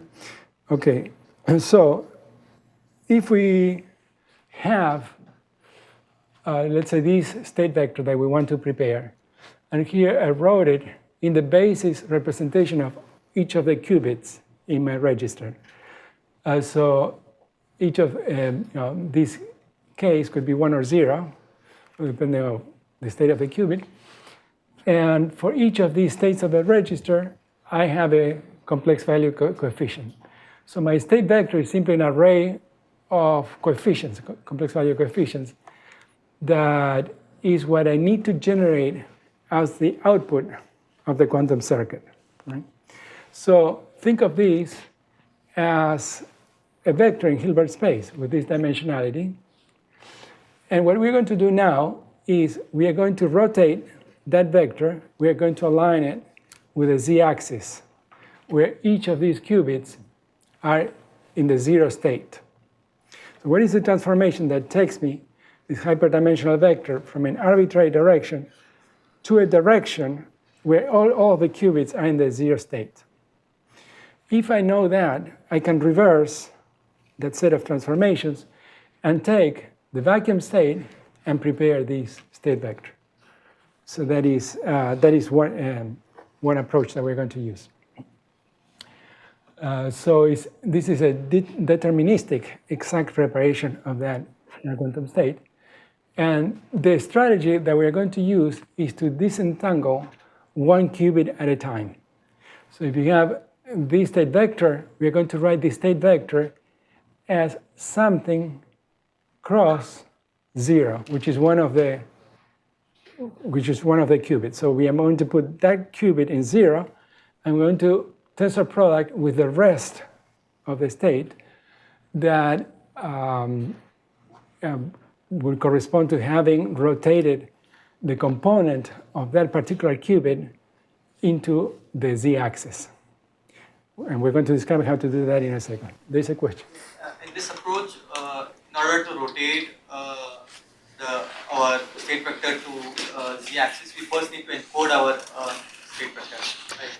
So if we are able to encode it, why not just go with the encoded state vector which we have? Yeah, again, when these the problem we are trying to solve here is different from the problem you have in mind. So here, all what I'm saying is, the problem we are trying to solve is, if I give you this array of coefficients, and I give you the register in vacuum, what is the set of transformations that would generate this state? So what you are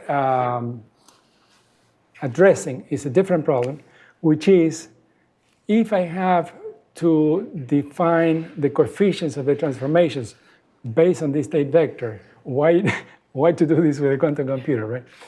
Okay, we can talk about that in a different discussion. So here's how we disentangle one of the qubits out of the state vector. So again, we start with the initial state vector, and we consider the least significant qubits. Let's say this one. This k can be 0 or 1, right? Because each of these k's could be 0 or 1. So when it's 0, we have that this array corresponds to k, k, k, k, and this last kn, now that one is 0. And that has its corresponding coefficient that has all the k values, and the last index is 0, because that corresponds to kn equals 0. So I know this coefficient. And this other term is when this last qubit is in 1. So this coefficient corresponds to that coefficient where this last one is 1. So far, the only thing I did is to rewrite this explicitly by taking this last qubit and seeing how that qubit is entangled to everything else. And now what we're going to do is this vector, which I call rho, this is the position of the last qubit, you see. And I have various different positions. This orientation of this qubit depends on all of the previous qubits in the register, right? Because all of these can be zeros and ones, and each of them will have a different coefficient for these two. So for each of those possibilities for the other qubits, I have that last qubit is in its particular orientation in the Bloch sphere. And I can rotate it to the z-axis by applying a rotation first in the z and then in the y direction, so they would align to the z-axis. Does that make sense? So that is what we do here. We take that spinner and we apply a rotation, and any rotation in the Bloch sphere can be implemented like this. So the only thing I need to do is to find out what are the angles for the z and y rotations that need to be applied depending on the coefficients corresponding to all of the other qubits in all the possible states of ones and zeros. Are we good so far? But when we do this, you see, we are rotating this qubit now to the 0 direction, plus a phase. So now we can replace this by the qubit in 0 for each of these possibilities, cross that one, but we no longer have a linear combination of 0, 1. So for all of these possibilities for the other registers, for the qubits, all of the other qubits of the register, this last qubit is always pointing in the z direction. And the nice thing is that what we have left is a system with 1 qubit less, right? Because this one is already taken out. And then I can do the same thing for that one and disentangle one at a time. So at the end, everyone is 0. And the way I did that is to generate a chain of transformations of products of z and y matrices that rotate this initial state vector to one where it's pointing just in the 0, 0, 0, 0, 0 direction. Are we good? So we provide a code on how to do that. Now, for this particular problem of applying a transformation, you see, this transformation that depends on these binary strings of k values, we need to check, because depending on the state of each of the qubits, whether zeros or ones, we apply a different angle for x and y. So that's where it introduces the concept of multiplexer. So a multiplexer checks whether all of its qubits are 0, 1, and for a given choice, it has an angle that depends on that condition. And so basically, each of these rotations require implementation of a multiplexer. And these multiplexers can be also implemented recurrently. So each conditional single qubit state, is what we are disentangling, but again depends on each of the states of the qubits. So we rotate that final qubit with that condition of all of the other ones, and we rotate it back to the 0 direction. So here's the snippet that we provide in part 3 of the notebooks in the script 1.3, which implements this type of multiplexer with this product of y and z rotations that would align each of the qubits back to the z-axis. So for each bit string of the control bits, apply a different rotation in y and z on the target, and do that recurrently. So this is how to do this recursively, to each of the other qubits, so that you rotate each of them one by one with this snippet and this example on how to do it for the 3-qubit state preparation. You give a random value of coefficients, and this will rotate that array to the 0, 0, 0. And then if you reverse that, you generate the state from 0, right? So starting 0, 0, 0, you apply the reverse sequence. And you can print this rotated vector to ensure that that initial state goes to 0, and then back to see whether 0 is projected back into the direction where you provided random numbers. Does this method make sense? Could you please clarify a little bit, why you need conditioning in the bits to apply the rotation in the multiplexer part? Yeah. Why do you need the conditioning over there? Yeah. So you see here, what I did here is I defined these two coefficients on all of these indices, k1 to kn minus 1. And with these two coefficients would be different depending on whether all of these qubits are in 1 or 0. If they're all 0, you will have a certain value of z0 and a certain value of c1. But if the first one is 1, or qubit 23 is 1 and all of the others are 0, this set of coefficients will be different. So for each pair of coefficients, you have a specific angle for x and y in order to align it to the z-axis. That's why you need a multiplexer that checks on that. And this is a standard representation of a multiplexer with a square.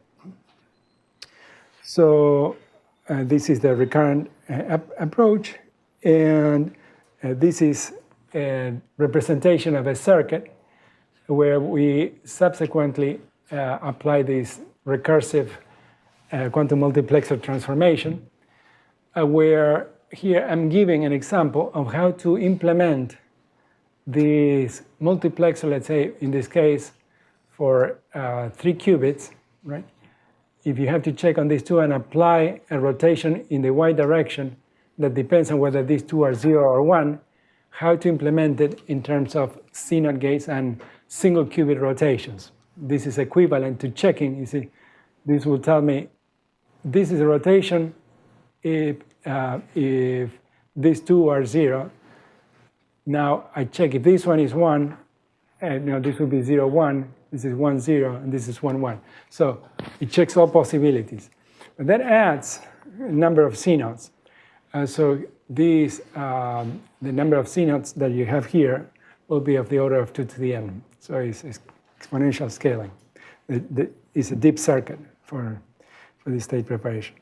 But here's the single qubit rotations you need of the order of 2 to the n. And the number of CNOT gates due to this implementation of the multiplexer is 2 to the n plus 1 minus 2n.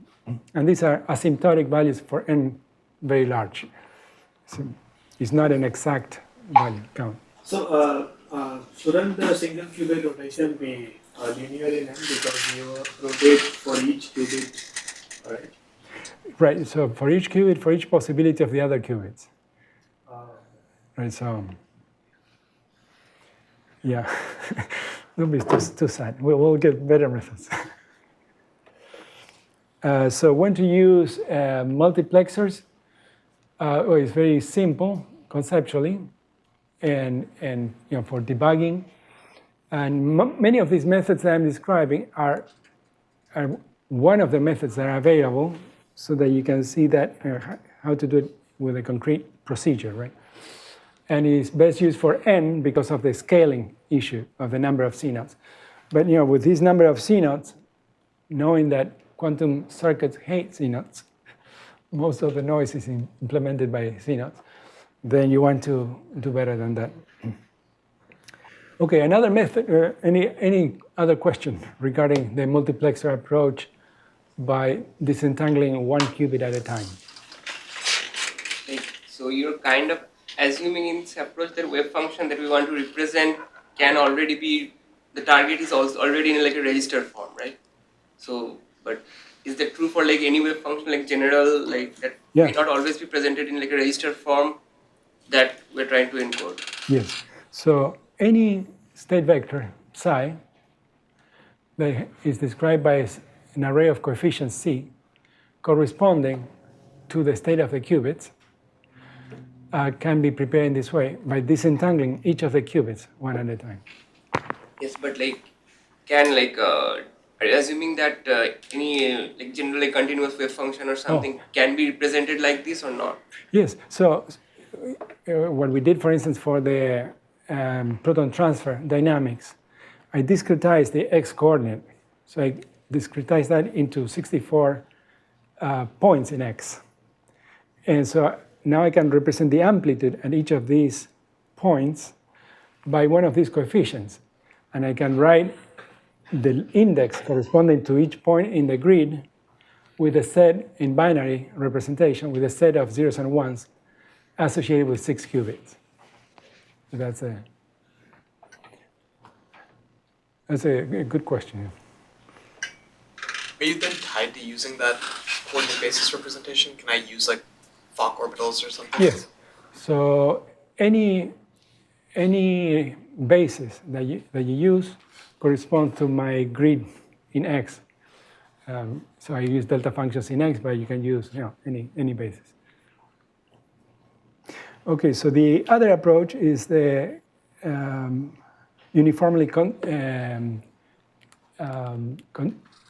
uniformly controlled rotations, UCRs, that implement a different approach. In this approach, what you do is you have a state vector that corresponds to an array of complex numbers. Each complex number can be written in phase and angle variables as e to the r times e to the I phase, so any complex number. So if you have c sub j, you can write it as c. You can always write it as this, where this is real and this is real, right? So I have all these complex numbers written this way. So what I'm going to do is first, I'm going to remove the phase for each of the angles. So they all become real now. That's the first step. This is in the uniformly controlled rotations. With that, now starting from this state vector, we're going to factor out a global phase, and we're going to make all these phases equal to 0. And then we are going to transform each of these amplitudes to 0. So from whatever amplitude, these are absolute values corresponding to this, and we are going to make them 0, 1 at a time. So that's the uniformly controlled procedure. So like an orthogonalization method, or? It's sort of an orthogonalization. So let's see how we do this. Contrary to the previous approach, this is non-recursive. It has a regular structure and has also predictable gate count.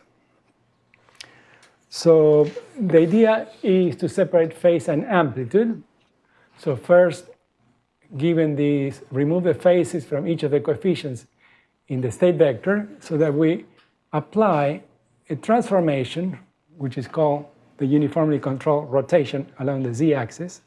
You check according to, the others are zeros and ones, you apply a z rotation in each of these qubits.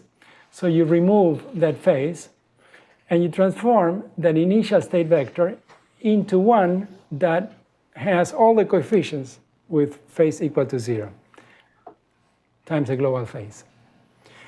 How you do that is by implementing this uniformly controlled rotation.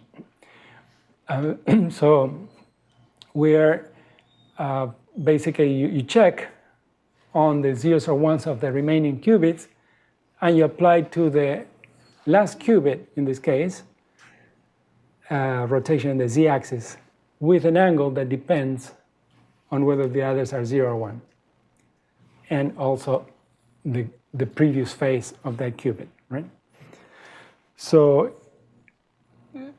you do the same thing, but instead of rotating along the z-axis, you do it with the y-axis rotation. So you uniformly control y rotation. Then you transform each of the amplitudes into 0 from the real amplitudes that you get after removing the phase. And the prescription for the angles that you need for those rotations is just given by the values of the amplitudes and the state of the other qubits. So this is it. So that's the uniformly controlled rotation for state preparation. And this one has also the number of gates, the CNOT gates, is 2 to the n plus 2 minus 4n minus 4. So it's not cheap. None of these methods are cheap. But there are different approaches implemented in Qiskit. This one is I think one of the most recent ones that allow you to do state preparation, and they're available in QFlex, right? So now the implementation of these uniformly controlled rotations, along the z-axis, for instance, here's the typo and I checked yesterday. But these are, let's say, these are implementing a rotation along A, so they should be all A here. A could be Z or Y, right? and can be implemented with this circuit, by checking whether these ones are zeros and ones. You basically implement C-naughts in between these controls on the last qubit. And this can be implemented in a way that minimizes the number of C-naughts if you reorder the binary strings into what is the gray code, so that nearby binary strings differ in only one bit. So only one different, all of the others are the same. If you do that, then you're able to implement this in checking over all possibilities by combining two consecutive C-naughts into identity and therefore removing C-naughts. And that improves the efficiency of the implementation of the uniformly controlled rotation. It's simply changing the order of binary strings and say, 1, 2, 3, 4, 5. If you write that in binary strings, you will see that you have binary strings that are consecutive that differ in more than one bit. Instead, if you apply this transformation, you reorder those binary strings into binary strings that differ in only one bit at a time. And that is the gray code of binary representation. And with that, you can implement this uniformly controlled rotations with fewer number of C-naughts. This gray code encoding is also what is used by the Walsh decomposition of diagonal unitaries that we will talk next. So when to use these uniformly controlled rotations, in practice, this is what is nowadays called the default method for Qiskit. It's clean, compact, and hardware friendly, and has scalable synthesis, can be automated, and there are compiler pipelines. However, the cost has fewer than multiplexers, but still a lot, right? It's not that we have solved this problem. And the angles, you can compute them analytically given either the phases or the amplitudes, depending on their rotating along the z or the y-axis. For a generic unitary decomposition is the other kind of problems that we want to solve, right? So now if you have a unitary, I give you a matrix that is a unitary, how to build a circuit. But before we get into this, any questions about unitary control rotations? Makes sense, right? Remove the phases, remove the amplitudes. Okay, so for generic unitary decomposition, the goal is to use only 1 and 2 qubit gates to represent any unitary. You might also think about other approaches with gates that involve more qubits, but here we want to keep it simple. Only C-naughts and poly matrices, for instance, that type of things. And try to minimize the C-naught count, because C-naught counts are no good. C-naughts are. So one of the approaches is what is called the Givens rotation approach, where you define a Givens rotation matrix that is the identity matrix, except that these matrix elements, coupling elements I and j in this case, I think, or k and j, k and j, are defined by these matrix elements, which are the matrix elements of the unitary. If you apply this rotation to your unitary, so the matrix I gave you, and you're trying to find out how to represent that matrix by a circuit, if you apply this to your matrix, you will zero one of the elements of, let's say, this element of that matrix. And so you can apply many of these Givens rotations and zero out a whole column, so make it 1, 0, 0, 0, 0, 0, 0. And then go to the other column and do the same thing. So you apply rotations, Givens rotations, that transform your unitary into an identity matrix, one element at a time. many rotations, but that's a systematic, rigorous approach of doing it. So this is an example of, I think it's one of the scripts that we provide, which is given a unitary matrix, apply a Gibbons rotation that couples 1 and 3 in this case, so it makes that equal to 0. Apply another Gibbons rotation, make that 0. When you rotate this one, then the whole row and column become 1, 0, 0, 0, 0. And then you proceed with the others one at a time, and you transform it into an identity. Once you have this identity, then you know that these ones in reverse will prepare the unitary that you want. So it goes in, from the identity matrix, which you can ignore. You just use these matrices, you multiply them in reverse, and you get your unitary. So this is it. That is the procedure for unitary synthesis based on Gibbons rotation. And all what we're doing here is a rotation that combines two matrix elements so that you make one of these two equal to 0 by interference of one another. Questions regarding this method? No?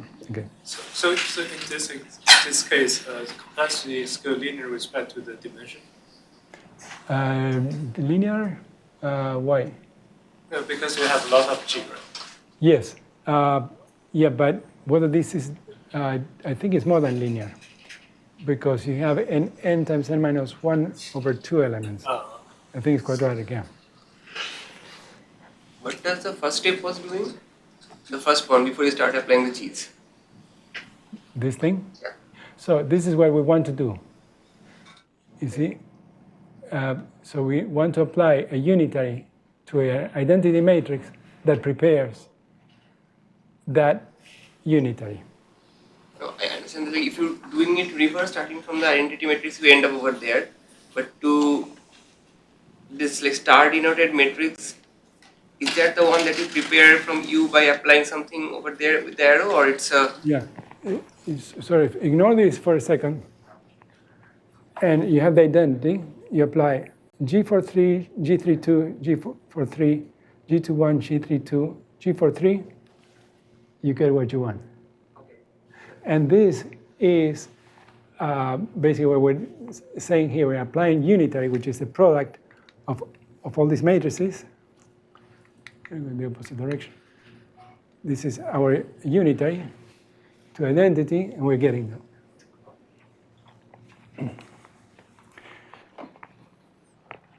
So here's again the gray code makes this method implementable because a 2-qubit unitary. You see here we are selecting 4 elements, JK elements. But these JK elements, these two indices, might correspond to a state K and a state J that differ by 42 qubits. You see, so how do you implement a unitary that applies a rotation in that basis where everyone, where these indices are coupling elements where there are multiple qubits that have been flipped. So we reorder this with a gray code so that each time we apply a Gibbons rotation, we do it with a gray code where these indices J and K only differ in 1 bit at a time. So in that case, this Gibbons rotation can be implemented efficiently with a very compact circuit. Otherwise, this will take infinite number of transformations. And this is the scripts. These are the scripts that demonstrate how to implement this. Another approach, as I mentioned, is if we know how to implement state preparation, we can do that column by column. So we build our unitary 1 column at a time by state preparation. And for the state preparation, you already have the uniformly controlled rotations that you can put, or multiplexers, or other methods then that do that state preparation.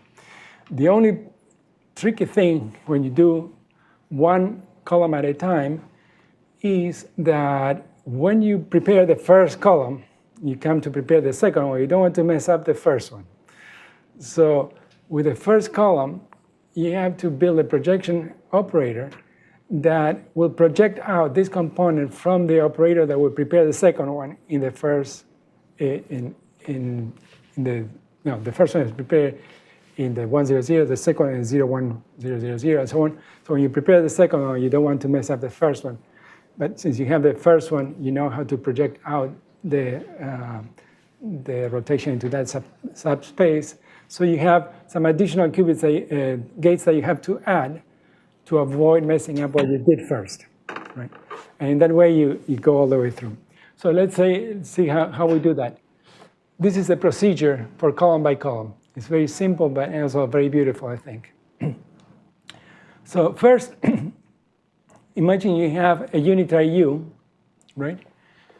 And the unitary U has a first column that we call U0. Well, U is the initial unitary that you want to decompose.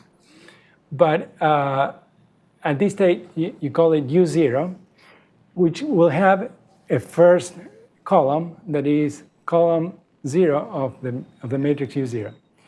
So what you do is you apply a rotation that will transform that unitary, so far this is U, right? Will transform it into, when you think about this, just take at this. This element, this state is the state 1, 0, 0, 0, 0, 0, right? Because if you have n qubits and each of them is 1, 0, tensor product is 1, 0, 0, 0, 0. So now you have this matrix, which is the unitary you want to decompose. When you multiply that matrix by 1, 0, 0, 0, you're extracting the first column of that matrix. Are we good so far? So now, think of this as the first matrix, the first column of that matrix, and this is a rotation that rotates that state vector into 0, which is state preparation. So since you have uniformly controlled state preparation or multiplexers, you can apply those into here. Next, you rotate the second column of U to the 1 state rather than to the 0. See, 1 is 0, 1, 0, 0, 0, 0, 0.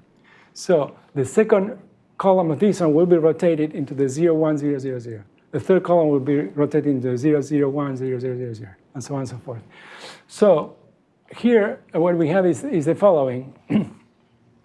When you have this U1 matrix, so far we have R0, we multiply this matrix by 1, we are extracting the second column of the U matrix. And then we rotate it into 1. And so here again, we know how to do that by using uniformly controlled multiplexers.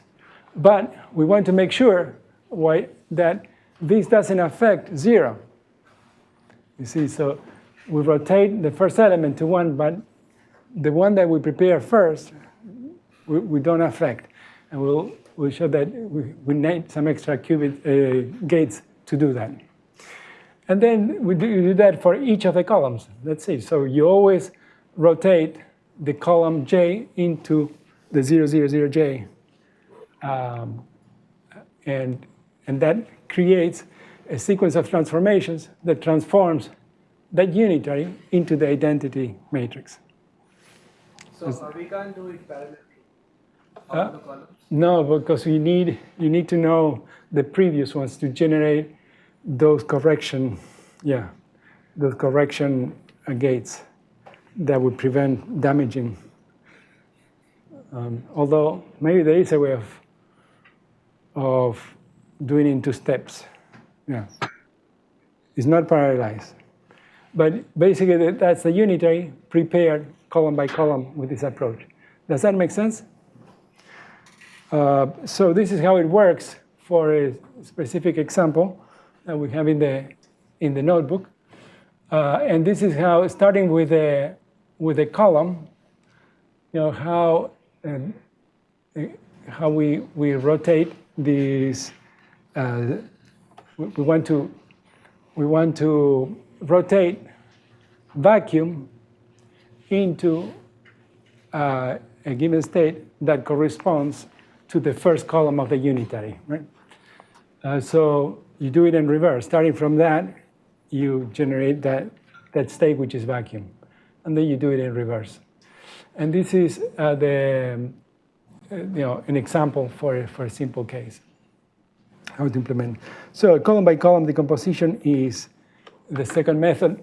And then the third and fourth methods are this cosine sine decomposition and the quantum Shannon decomposition that implement a recursive block decomposition of the unitary, where you rewrite any unitary in this form, where you transform the unitary into block diagonal matrices and a cosine sine block. And so essentially, what you have here is that unitary becomes a control B plus B0 plus B1 that corresponds to this block. Then this cosine sine block that can be implemented as a RY gate conditionally by all of the other qubits, and another condition, A0 plus A1, that transforms, that basically rewrites this unitary with this transformation. And what you're seeing here is that now you have these matrices that can be considered as U. So you do that again. So you apply the same transformation now for the matrices A and B. So this gives you a hierarchical transformation where the only thing that you end up needing are these rotations that are multiplexed by the other qubits that implement the cosine sine block. And these turn out to be the best. So these, in conjunction with diagonal matrices that are implemented with the Walsh decomposition with the gray code, this is the state of the art and what people use. So this is how the middle block. So once you have one of those elements, the middle block is diagonal because the cosine sine. And so this is the quantum Shannon decomposition. That is an improvement of the cosine sine by rewriting it in this way, where this matrix is written by SVD. So in that way, you simplify the cosine sine with a diagonal. You see, everything is diagonal now. And when it is diagonal, then this one disentangles from the rest of the qubits. And you only need these conditional multiplexer rotations. So again, this recursive split unitary into blocks, push all the controls into a single qubit multiplex rotation, and the asymptotic cost in terms of CNOT gates is 4 to the n for cosine sine decomposition, and has been optimized by this quantum Shannon decomposition into this asymptotic scaling. So this is a script for implementing this cosine sine decomposition with Walsh. This is a script for implementing diagonal unitaries with the Walsh decomposition. So, for instance, if you want to represent this diagonal unitary, you can do it efficiently by using the gray code as described in the previous discussion. So overall, we think that Walsh with gray code is at the moment NISQ optimal, and it's straightforward to think how the sequential decomposition is implemented simply by transforming the original unitary in either this way, so this is the initial unitary, where A and and BSCNS are all described in terms of these elements, or with the quantum Shannon decomposition in this way. So the take-home message is that state preparation and unitary synthesis are not a mystery. Hopefully we demystified some of those algorithms. And they are the backbone of all the simulations that, with quantum circuits. The operator structure determines optimal circuits, and QFlux provides transparent algorithms for predictable scaling and reusable infrastructure. So with that, I think we've finished with state preparation and unitary synthesis. The only thing left is variational, but I don't know how long it takes to get to the airport. I think we're at time. Okay. Well, thank you very much. You can share the slide. Sure, I'm going to share the whole thing with you. So the QFlux is it open source or is it? QFlux is open source, so please contribute.